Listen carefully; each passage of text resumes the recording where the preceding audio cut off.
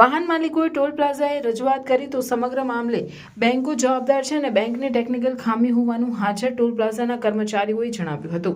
સમગ્ર ટેકનિકલ ખામી બાબતે મેલ પણ કર્યા છે, પણ હાજર ટોલ પ્લાઝાએ બેંકોને મેલ કર્યા છે તેની કોમ્પ્યુટર કોપી માંગતા ઉપરી જવાબદાર ટોલ પ્લાઝાના અધિકારી સાથે ટેલિફોનિક વાત કરવાનું કહેતા અમિત ગુપ્તા સાથે વાહન માલિકના વાતમાં જણાવવામાં આવ્યું કે NHAIના ટોલ ફ્રી નંબર 1033 પર કોલ કરીને ફરિયાદ કરી દો અને ટોલ ટેક્સ પર હાજર કર્મચારી અને ટેલિફોન પર વાત કરનાર ઉપલા અધિકારીએ હાથ ઊંચા કરી દેતા ટોલ પ્લાઝા પર હાજર અનેક વાહન માલિકોમાં ચાલતી લોકચર્ચા મુજબ આ કૌભાંડ કે ટેકનિકલ ખામી છે એ પ્રશ્નો ઊભા થયા હતા।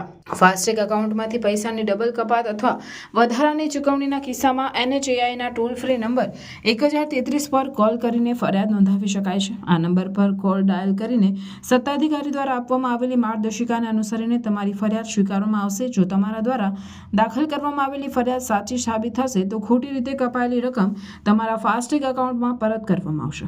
આ સમગ્ર પ્રક્રિયામાં 20 થી 30 દિવસનો સમય લાગી શકે છે, તો દરરોજનું અપડાઉન કરનાર વાહન માલિકો દરરોજ પોતાના ખોટી રીતે ફાસ્ટેગ કપાયેલા પૈસા માટે 20 થી 30 દિવસ રાહ જોવાનો વારો આવ્યો છે, જેથી આમોદ તાલુકાના માતર ટોલ પ્લાઝા ઉપર તપાસની લોકમાંગ ઉઠી છે।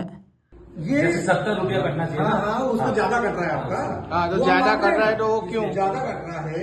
ये आपकी बैंक जो बैंक है ये उसकी वजह से कट रहा है सर। किसकी वजह से कट रहा है? बैंक की वजह से सर।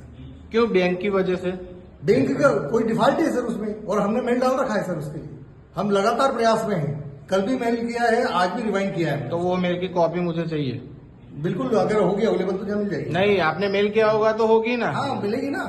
वो अभी भी एक गाड़ी का इश्यू नहीं है, एक गाड़ी का इश्यू नहीं है, जितने भी गाड़ी वाले जाते हैं उस सबका इश्यू अभी है। भी जो दूसरे, हाँ काफी लोग हैं। हाँ, तो आप उसके पैसे कैसे रिटर्न? हेलो शांति, आपका पैसा जो गाड़ी का पैसा कट रहा ठीक है है। उसको रिटर्न आप किस तरह करते हो? ऑनलाइन ही वापस आता है सर। जो ऑनलाइन करता है अगर दूसरे को ये तो मेरी गाड़ी है तो मैं आया हूँ जी बराबर, दूसरे के मान लो कि अहमदाबाद की गाड़ी वो नहीं आ सकता है तो वो कैसे करेगा? वो 1033 में कंप्लेंट डाली सर।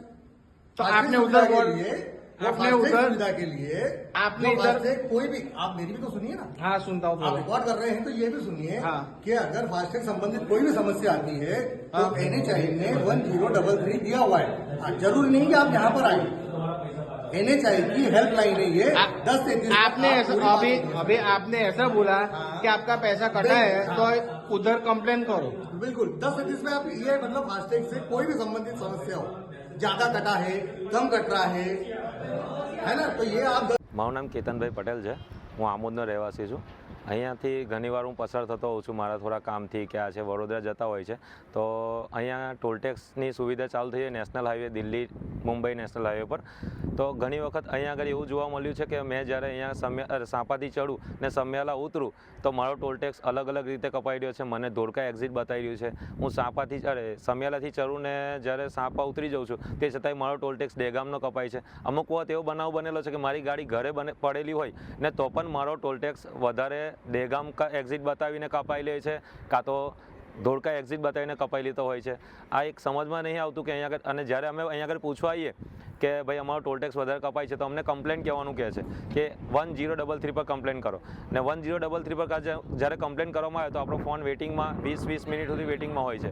તો ખબર નથી પડતી કે આ એક સમસ્યાનું નિરાકરણ છે કે આ એક ફ્રોડ ચાલી રહ્યું છે કે આ એક મોટો કૌભાંડનું ષડયંત્ર ચાલી રહ્યું છે।